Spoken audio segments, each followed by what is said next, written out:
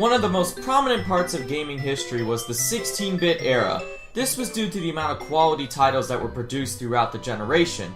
During this time, though, the console war between Sega and Nintendo started. Sega released their first console, the Sega Genesis, in 1989 in the US, while Nintendo still had their 8-bit console, the NES, on the market. This gave Sega a head start in terms of sales, and they even produced a mascot that would rival Mario, Sonic the Hedgehog.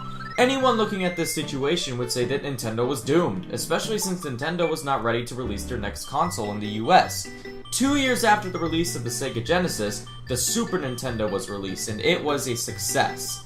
The system launched with strong titles such as Pilotwings, Gradius 3, F-Zero, and SimCity.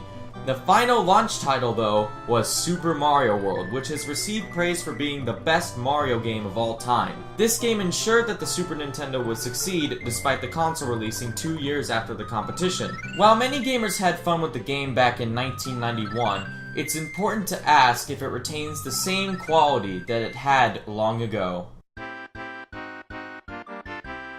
The plot of Super Mario World is just like any other Mario game. Bowser has captured Princess Toadstool, and once again, Mario has to save her. Go figure. There are a few minor differences to the plot that make it somewhat unique compared to its predecessors. First off, Mario is no longer in the Mushroom Kingdom, but in Dinosaur Land. He also has to save Yoshi's friends who are trapped inside eggs. The story is basic like in most Mario games, and it's not really a criticism in this case. I don't usually play Mario games for the story, but for its excellent gameplay. The gameplay of Super Mario World is similar to its previous entry, Super Mario Bros. 3 on the NES. Mario World keeps the overworld format from Mario 3, but makes all of the areas connected. This makes it feel like the player is traversing through the vast world of Dinosaur Land, and the feeling is also carried through the level designs. Each level is designed around getting the player from point A to point B, just like past Mario games. After reaching Donut Plains, however, it ditches the concept and adds secret exits. These secret exits can open up new levels and areas that could not be accessed before. The concept adds tons of replay value by letting the player choose how to get to the final level every playthrough. Do you want to take the intended path, or get to the final world as quickly as possible? The options are endless, and it makes the game feel fresh every time.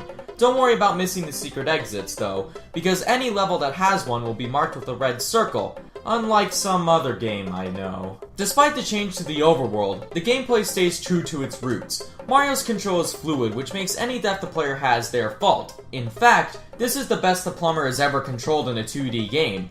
Not even the newer ones are able to match the precise control this game has. Mario still keeps the majority of his moves from previous titles. He can still run and jump on top of enemies as usual, but now has an added spin jump, which is useful for taking out enemies that need multiple hits. This move is also used to break through certain blocks, but aside from that, the mechanic is not used too much in game.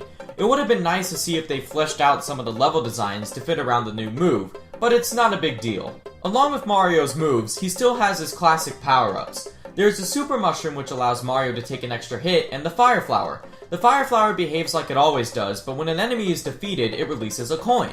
Mario also keeps the Starman, which gives him invulnerability and the power to destroy anything he touches. There are two new power-ups that were added to Mario's arsenal. The first one is the P-Balloon, which makes Mario fat and lets him float in the air. It's really pointless, and it's only needed for one level in the entire game. Lastly is the Cape Feather, which will be the main power-up players will use. Why, you might ask? Because it's the best power-up in the entire game. While running at full speed, Mario can jump extremely high in the air, and by pressing the opposite direction Mario is going rhythmatically, he can glide in the air infinitely.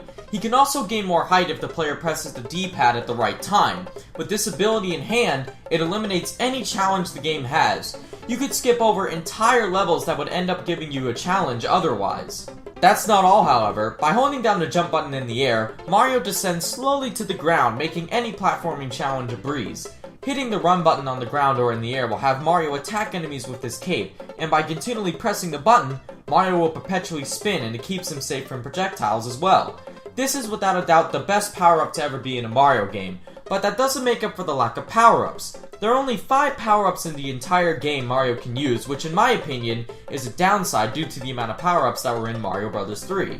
The developers made up for this by adding a new character named Yoshi. Yoshi is a green dragon that has the ability to eat certain enemies whole. Yoshi also has another unique ability by swallowing Koopa shells.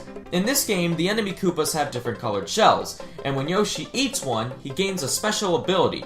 Green shells allow Yoshi to use it as a projectile, red shells make him spit out fire, yellow shells give him an earthquake attack when landing on the ground, and blue shells give Yoshi the ability to fly. The effects don't last forever because Yoshi ends up swallowing the shells after a set time. This is not the only unique feature of Yoshi though, he also has multiple colors. The different colored Yoshis are the same colors as the Koopa shells. If a blue Yoshi swallows any colored shell, it will gain the ability to fly. This applies to the other Yoshis as well. Even with Yoshi added, it still seems off to me how there are very little useful power-ups in the game. In some areas it would have been great to use the frog suit again, or even the Hammer Brothers suit for that matter. I guess the addition of Yoshi makes up for it due to his array of abilities, but for me personally, I feel it would have added more diversity to the gameplay. I love the graphics in this game. For being a launch title on the SNES, it still looks beautiful to look at. The environments are nice and colorful and the backgrounds look great.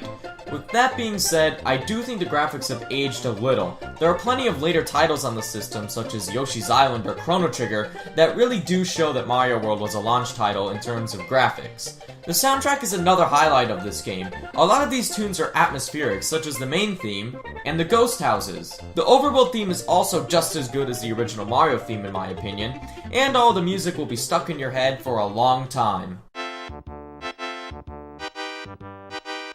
Overall, Super Mario World is a great game. The graphics are nice and colorful and the soundtrack is amazing as well. The gameplay was improved compared to its predecessor with better controls and secret exits within certain levels. The only real downside to the game is the lack of power-ups that were introduced. While the Cape Feather is fun to use, it doesn't make up for the minuscule amount of power-ups in the game. Yoshi is a great addition as well because of his wide range of abilities. This is without a doubt Mario's best 2D platformer. It did what every sequel should do and improved upon the mechanics of its predecessors. I definitely recommend you give this one a shot, and who knows, it might end up being your favorite Mario game.